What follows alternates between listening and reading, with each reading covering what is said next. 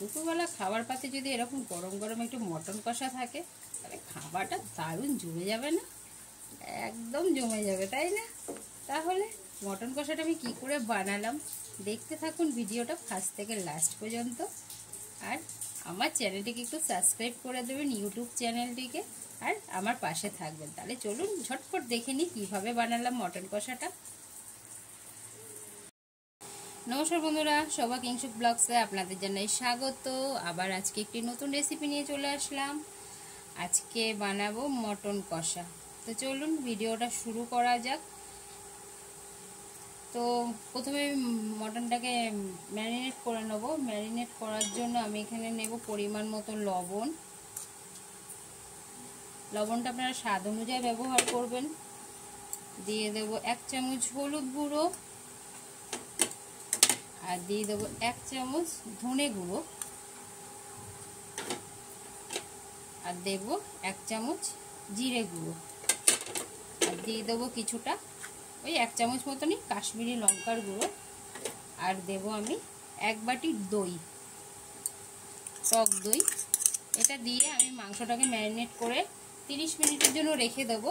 30 minute পর মাংসটা রান্না করব।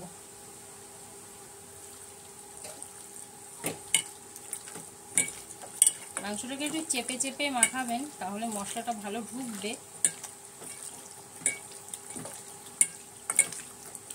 তো মাংসটাকে ম্যারিনেট করে নিলাম, দিয়ে 30 মিনিটের জন্য ঢাকা দিয়ে রেখে দেবো। 30 মিনিট পর আমরা আবার রান্নাটা শুরু করব। তো 30 মিনিট মতন হয়ে গেছে, আমরা মাংসটাকে ম্যারিনেট করে রেখে দিয়েছি। এবার কড়াটা বসিয়ে দিয়েছি গ্যাসে। কড়াতে দিয়ে দেবো খানিকটা সরিষার তেল।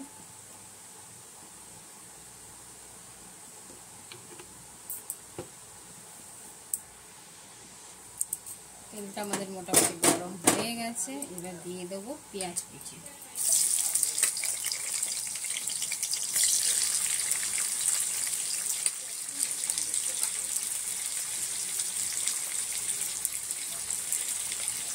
পেঁয়াজটাকে ভালো করে ভেজে নেব।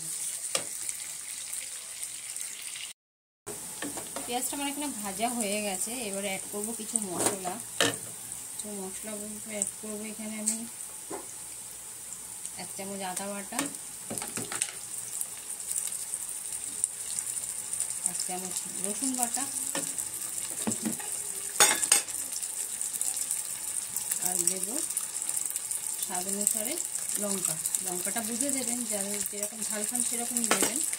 দিয়ে মশলাটাকে ভালো করে তাতে কষিয়ে নেবেন। আদা লঙ্কাটা পেঁয়াজের সাথে মিশিয়ে নিলাম। এখানে আমি আরও কিছু মশলা দেব।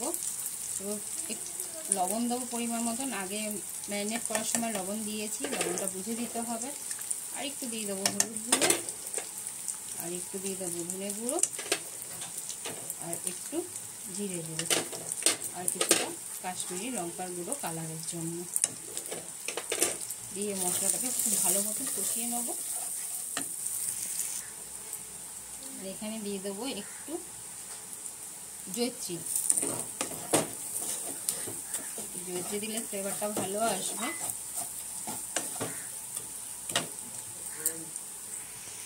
মশলাটা খুব ভালো মতন কষে গেছে, মশলা থেকে তেল ছেড়ে দিয়েছে। এবার আমরা মটনটা যে ম্যারিনেট করে রেখেছিলাম সেটা দিয়ে দেবো। ভালো করে মশলার সাথে মাখিয়ে নেব।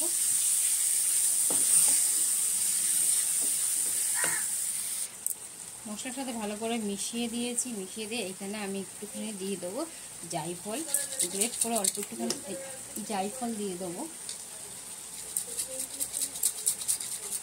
এতে ফ্লেভারটা ভীষণ ভালো আসবে। আর লাগবে না, হয়ে গেছে। তো এবার আমরা ঢাকা দিয়ে এটাকে 10 থেকে 15 মিনিট মতো ভালো করে কষিয়ে নেব। তো 10 থেকে 15 মিনিট হয়ে গেছে। এবার আমরা একটু ঢাকনাটা খুলে দেখে নেব। মাঝখানে আমি একবার নেড়ে দিয়েছিলাম। তো মাংসটা কষে গেছে, কষানো কমপ্লিট হয়ে গেছে। এবার আমরা এটা প্রেশার কুকারে দিয়ে দেবো, কারণ এমনি করতে গেলে অনেকটা সময় লাগবে। মিডিয়াম টু হাইতে রেখে আমি এটা 2টো সিটি দিয়ে নেবো, তাহলেই কমপ্লিট হয়ে যাবে। পাশে বসিয়ে দিয়েছি একটু গরম জল, গরম জলটা হোক, মাংসটা ততক্ষণ আমি প্রেসার কুকারে ঢেলে দিচ্ছি।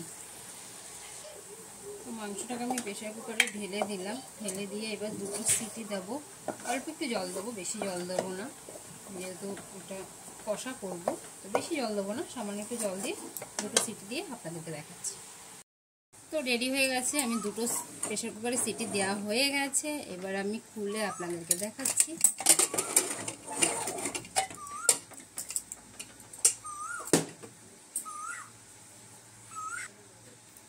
হয়ে গেছে, এই যে আমি এবার এটা সার্ভ করে আপনাদেরকে দেখাবো। এই যে আমার কমপ্লিট হয়ে গেল আমাদের মটন কষা। ওপর দিয়ে একটু গরম মশলা দিয়ে দেবো, গরম মশলাটা দেওয়া হয়নি, গরম মশলাটা দিয়ে আপনাদের সার্ভ করে দেখাচ্ছি।